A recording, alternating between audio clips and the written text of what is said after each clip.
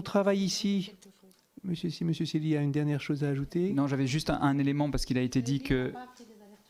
Il a été dit qu'on avait eu une communication qui était fondée sur la peur et donc je voulais rétablir les faits par rapport à ça. Ça n'a jamais été la stratégie du ministère d'utiliser la peur pour la campagne de vaccination. Au contraire, et tous les spots de vaccination qui ont été mobilisés dans le cadre de la campagne avaient justement comme thématique plutôt la libération, le vaccin comme outil de libération par rapport aux contraintes du Covid.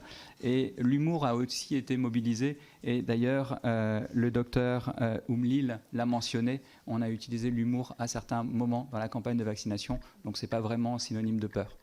Ça heurte tous les textes légaux en matière d'information sur les médicaments. Je suis désolé, les spots, les affiches publicitaires. Je suis désolé, mais c'est pas possible. Madame Saulnier, devant votre insistance, vous avez droit à vraiment une...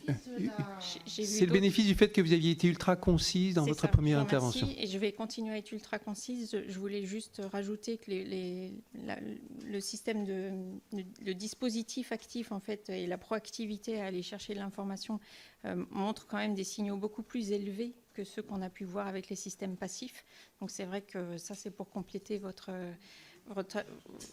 remarque de tout à l'heure. Et ce qui me semble important aussi pour compléter, c'est que ça apporterait en fait la dimension de représentativité, c'est-à-dire qu'on pourrait arriver comme par exemple avec le réseau Sentinelle, avoir quelque chose de représentatif sur la population et sur la France et avoir une remontée qui soit plus réaliste en fait et non pas limitée à quelques personnes qui vont déclarer pour telle et telle raison ou quelques soignants qui vont déclarer.